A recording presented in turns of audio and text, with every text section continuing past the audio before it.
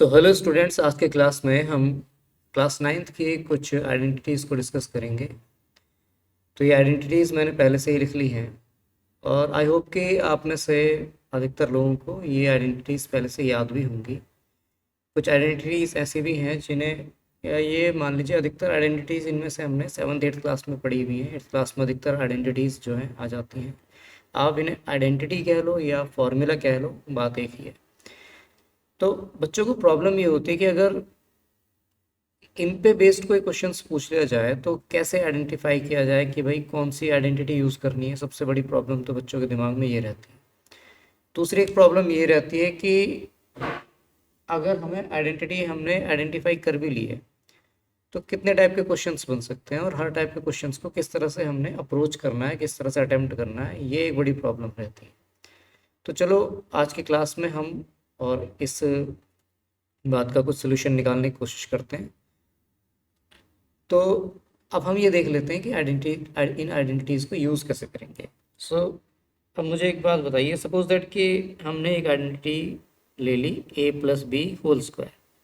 ठीक है, ये सबसे पहली अलजेब्रिक आइडेंटिटी है जो हम किसी भी क्लास में पढ़ते हैं। सबसे पहली आइडेंटिटी हमें यही सिखाई जाती है, that a plus B whole square is equal to what, A square plus 2ab plus B square.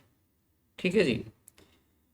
अच्छा, अब इसको यूज़ कैसे करना है ये देखो, बहुत ही आसान है। इसके लिए एक काम करते हैं, क्वेश्चन हम देखते हैं। यहाँ पर देखो एक क्वेश्चन हमें दिया हुआ है। ठीक है, ये एनसीईआरटी से ही मैंने क्वेश्चन लिया है और जो लोग एनसीईआरटी की बुक्स जिन्होंने सॉल्व की होगी उन्होंने ये क्वेश्चन ज़रूर देखा होगा। ये चैप्टर वैसे भी आपके स्कूल्स में करा दिया गया होगा, पहला ही चैप्टर है मतलब जिसमें ये क्वेश्चन आता है। तो अब अगर मैं इस स्क्वायर रूट 5 को a अज्यूम कर लूँ, स्क्वायर रूट 2 को b अज्यूम कर लूँ, ठीक है, एक मिनट, ठीक है, अगर इसे b अज्यूम कर लूँ तो क्या मुझे ये a plus B raise to the power 2 या a plus B whole square जैसा दिखाई दे रहा है। अब आइडेंटिटी क्या है, that a square plus 2ab plus B square में आप इसे क्या करते हो, एक्सपेंड करते हो। ठीक है, तो अब हमारे पास a की जगह क्या आ गया, स्क्वायर रूट 5, b की जगह क्या आ गया, स्क्वायर रूट 2, तो ये हो गया square root 5 plus square root 2 whole square. तो अब जहाँ जहाँ पर आपकी आइडेंटिटी में a है वहाँ पर आपने क्या यूज़ करना है, स्क्वायर रूट 5, और जहाँ जहाँ पर b है वहाँ पर आपने क्या यूज़ करना है, स्क्वायर रूट 2।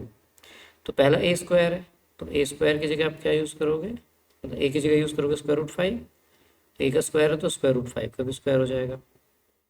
फिर आ गया 2, है ना, प्लस प्लस था तो मैंने प्लस लगा लिया, फिर आया 2, इंटू में आया ए क्या है आपका, स्क्वायर रूट 5 है, फिर इंटू में आया बी क्या है आपका, स्क्वायर रूट 2 है, फिर आ गया आपका बी स्क्वायर, तो बी की जगह आप क्या लगा लो, स्क्वायर रूट 2, और क्योंकि बी का स्क्वायर है तो स्क्वायर रूट 2 का भी आप क्या कर दोगे, स्क्वायर कर दोगे। ठीक है, अब देखो स्क्वायर रूट से क्या होता है, स्क्वायर से स्क्वायर रूट कैंसिल हो जाता है, स्क्वायर से स्क्वायर रूट कैंसिल हो जाता है। अब अगर किसी के दिमाग में आ रहा है कि ऐसा क्यों होता है तो मैं समझा देता हूँ। देखो जो स्क्वायर रूट है एक्चुअल में इसका मतलब है 2 की पावर 1/2। ठीक है, अब अगर आप स्क्वायर रूट 2 का स्क्वायर कर रहे हो तो इसका मतलब आप क्या कर रहे हो, 2 की पावर 1/2 का स्क्वायर कर रहे हो।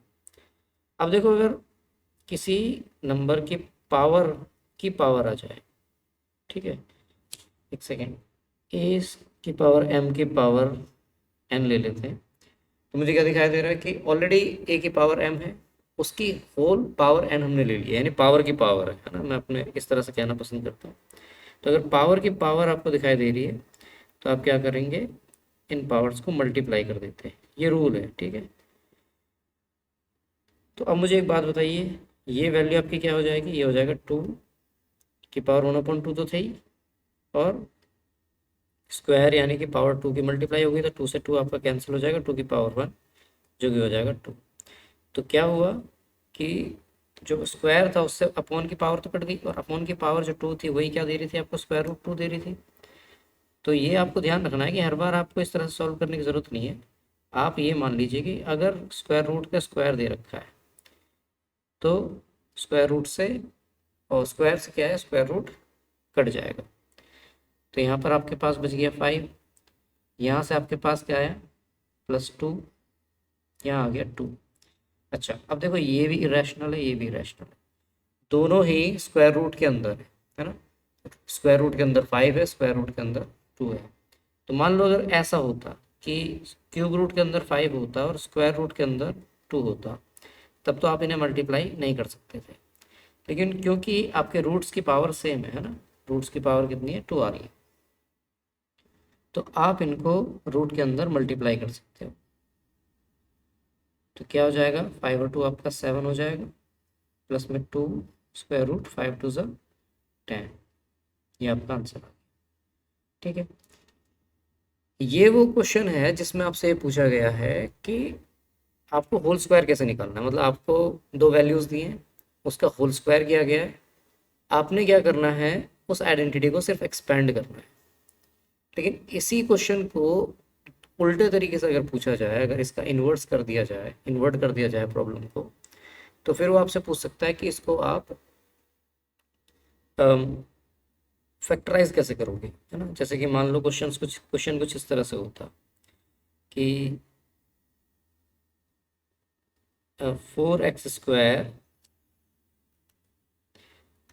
4x² minus 12xy plus 9y²। और क्वेश्चन क्या दे दिया आपको, फैक्टराइज दिस। ठीक है, आपको इसे फैक्टराइज करना है। कैसे करोगे आप, अब देखो आइडेंटिफाई कैसे करोगे।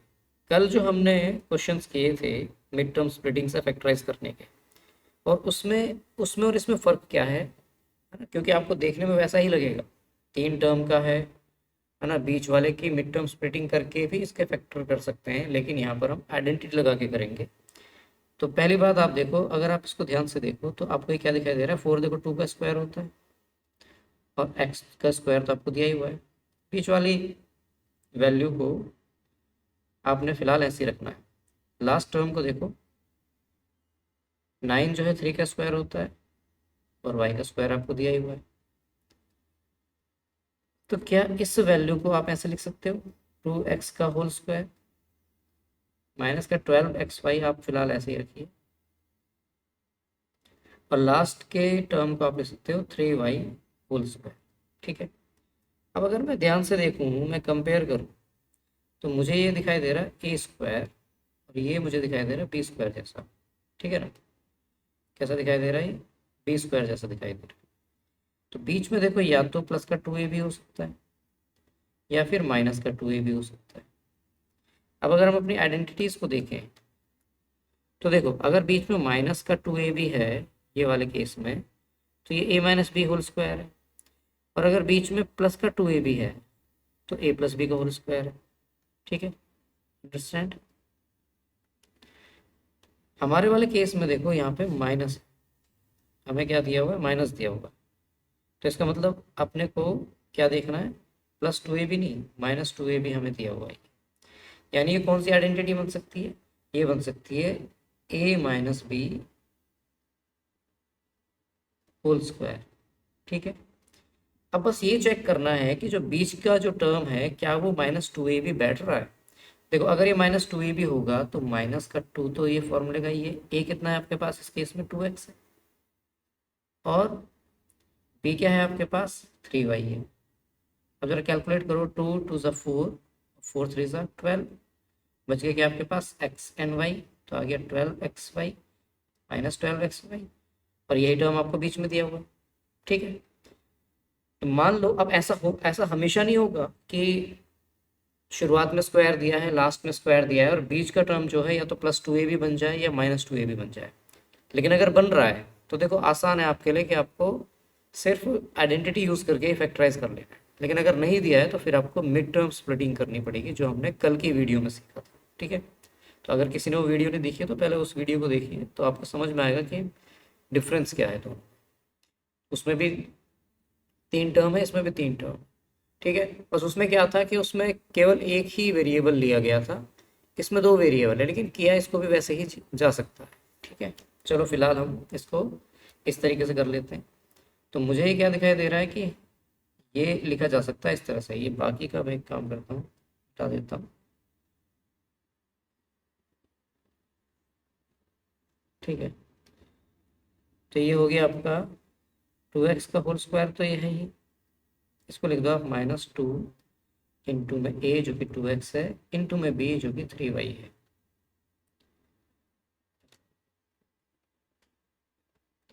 Three Y plus 3y whole square. इस तरह से बन क्या गया, इस तरह से बन गया ये a माइनस बी का होल स्क्वायर, यानी 2x माइनस 3y का होल स्क्वायर। इसको आप ऐसे भी लिख सकते हैं क्योंकि होल स्क्वायर है, तो आप इसको ऐसे भी लिख सकते हैं 2x minus 3y multiplied by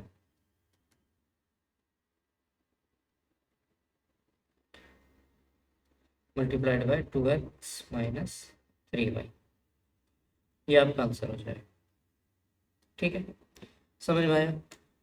करना क्या है कि आपको पहले ये देखना है कि जो फॉर्म, देखो या तो वो आपको एक्सपेंड करने के लिए कहेगा या आपको फैक्टराइज करने के लिए कहेगा। एक्सपेंड करने के लिए कहेगा तो आपने क्या करना, सीधे सीधे पहली प्रॉब्लम की तरह आपने फॉर्मूले में वैल्यूज़ पुट करनी है। आपने अपने ए बी सीज जो भी आपके फॉर्मूले में वैल्यूज़ हैं उनको आपने पुट कर लेना है और सॉल्व कर देना है, आंसर आ जाएगा। दूसरा केस है कि आपको एक्सपेंडेड फॉर्म में दिया होगा फॉर्मूला, आपने क्या करना है, उसको फैक्टराइज करना है।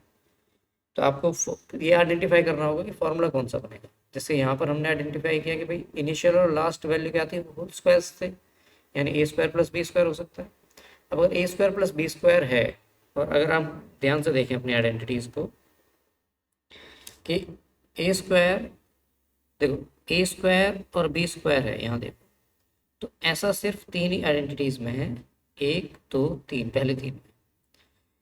इसमें भी जो तीसरी वाली आइडेंटिटी है इसके पास दो ही टर्म है ना। इन पहले दोनों आइडेंटिटीज़ में क्या है, तीन तीन टर्म है। तो अगर तीन टर्म का है और उसमें ए स्क्वायर और बी स्क्वायर आपको दिखाई दे रहा है, तो whether it could be A plus B whole square और A minus B whole square. ठीक है, वो A plus B whole square के फॉर्म में हो सकता है, ए माइनस बी का होल स्क्वायर। तो जो तीसरा टर्म है जो बीच में दिया हो सकता है, ज़रूरी नहीं है कि बीच में ना दिया, बीच में दिया हो, एंड में भी हो सकता है।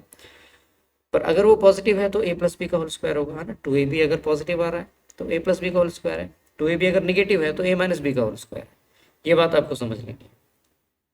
ठीक है, चलें आगे। अब देखिए इस क्वेश्चन को देखिए, ये क्वेश्चन, अब एक रूल हम पढ़ते हैं जिसे हम कहते हैं डिस्ट्रीब्यूटिव प्रॉपर्टी ऑफ मल्टीप्लिकेशन। ठीक है, आपने पढ़ा होगा डिस्ट्रीब्यूटिव प्रॉपर्टी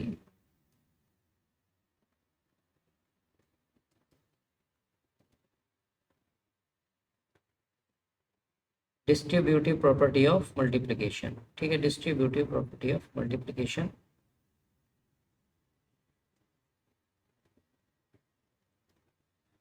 क्या होती है ये समझ लेते हैं जरा। देखिए सपोज दैट कि आप 2 से मल्टीप्लाई कर रहे हैं 3 प्लस 5। अब अगर हम सिंपल बॉड मास लगाएं तो क्या होगा कि पहले आपको ब्रैकेट सॉल्व करना पड़ेगा। तो 3 प्लस 5 कितना हो जाएगा आपका, 8 हो जाएगा। सो 2 8 ज़ा 16 आ गया। लेकिन डिस्ट्रीब्यूटिव प्रॉपर्टी क्या कह रही है कि आप इस मल्टीप्लिकेशन को डिस्ट्रीब्यूट कर सकते हैं, किस पे, अंदर वाले टर्म्स पे, यानी 3 पर पे, 3 पर और 5 पर। तो कैसे लिख सकते हैं उसे, उस केस में आप लिख सकते हैं 2 मल्टीप्लाइड बाय 3। ठीक है, अब ये मल्टीप्लिकेशन डिस्ट्रीब्यूट हो रही है तो अब ये 3 से भी मल्टीप्लाई होगा और 5 से भी मल्टीप्लाई होगा। तो 2 मल्टीप्लाइड बाय 5, ठीक है, दोनों से मल्टीप्लाई कर दिया। अब अंदर ब्रैकेट में बीच में प्लस था तो हम भी बीच में प्लस लगा देंगे।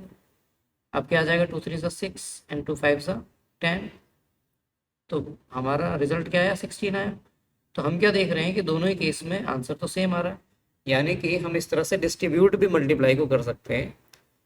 बस शर्त यह है कि अंदर जो वैल्यूज़ होंगी वो या तो ऐड हो रही होंगी या सब्ट्रैक्ट हो रही होंगी। ठीक है, एडिशन सब्ट्रैक्शन एक दूसरे से जुड़ी हुई, या ये कह लो कि एक ही तरह की आइडेंटिटीज़ हैं।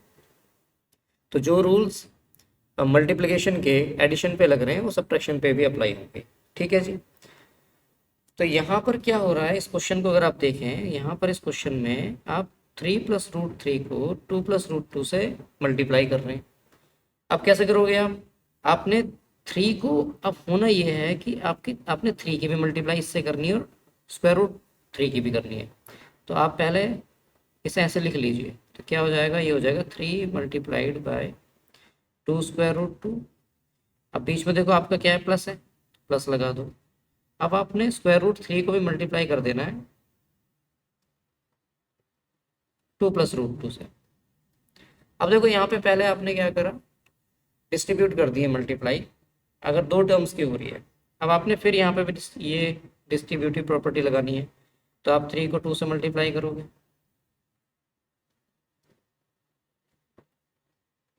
फिर 3 को आप √2 से मल्टीप्लाई करोगे, इसके बाद √3 को आप 2 से मल्टीप्लाई करोगे, और फिर √3 को आप √2 से मल्टीप्लाई करोगे। ठीक है, अब देखो ये हो गया प्योर 3 2 ज़ा 6। अब यहाँ ध्यान दो, 3 जो है रैशनल नंबर है और √2 इरेशनल नंबर है। कभी भी रैशनल नंबर इरेशनल नंबर से मल्टीप्लाई नहीं हो सकते, तो ये क्या हो जाएगा, ऐसे ही लिखा जाएगा 3√2। नेक्स्ट केस भी ऐसा ही है, 2√3। लेकिन जो लास्ट वाला है, दोनों ही कैसे हैं, स्क्वायर रूट के अंदर है, तो मैंने बताया था कि आप इन्हें अंदर मल्टीप्लाई कर सकते हो। तो आपका आंसर आ जाएगा 6 + 3√2 + 2√3 प्लस √3 2 ज़ा 6। ये आपका आंसर आ जाएगा। ठीक है जी।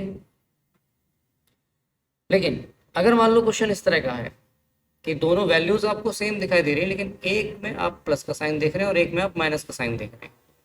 अब ये आपको कौन सी आइडेंटिटी की याद दिला रहा है? अगर आप थोड़ा सा नोट करके आपने रखा हो तो आपको दिखाई देगा कि ये है a + b multiplied by a - b, जो कि क्या हो जाएगा आपका a² - b²। आपके केस में आपका a क्या है, 3 है, और b क्या है, √3 है। तो यहाँ a + b है, यहाँ पे a - b है, तो आप क्या करोगे, a² - b² करोगे। तो a² यानी 3 का स्क्वायर और b² यानी √3 का स्क्वायर। ठीक है, अब स्क्वायर से आप स्क्वायर रूट काट दोगे, 3 का स्क्वायर हो जाएगा क्या, 3 3 ज़ा 9, यहाँ बचा -3, तो 9 में से 3 जाएंगे, आपका आंसर आ जाएगा 6। ठीक है, ये हो गया आपका आंसर। तो मेन काम क्या है कि आइडेंटिफाई करो। आज तो मैं खैर आपको आइडेंटिटीज़ में वैल्यूज़ पुट करना सिखा रहा हूँ। जब इसी क्लास का हम नेक्स्ट वीडियो बनाएंगे या नेक्स्ट क्लास हम रखेंगे, तो उसमें मैं आपको फैक्टराइज करने के लिए और क्वेश्चंस भी दूंगा। आज बेसिक क्वेश्चंस लेकर के आया हूँ, आसान आसान क्वेश्चंस लेके आया हूँ, ताकि थोड़ा सा आपको समझ में आने लगे कि करना कैसे है, क्या करना है और कैसे करना है। ठीक है, ये क्वेश्चन हमने कर लिया था, लास्ट क्वेश्चन कर लेते। देखो ये सेम आइडेंटिटी पे है, आपको दिखाई क्या दे रहा है, a - b × a + b। अगर मैं डायरेक्ट वैल्यू रख दूँ तो क्या हो जाएगा, a² जो कि आपका √5 है, -b² जो कि आपका √2 है। अगेन स्क्वायर से स्क्वायर रूट कैंसिल हो जाएगा, आपके पास बचेगा 5 - 2, इसकी वैल्यू आ जाएगी 3। ये आपका आंसर है। ठीक है, सो आज के क्लास में हम इतना ही देखेंगे। बाकी के जो बातें हैं हम नेक्स्ट क्लास में डिस्कस करेंगे। आप सिर्फ आज इन आइडेंटिटीज़ को याद कीजिए।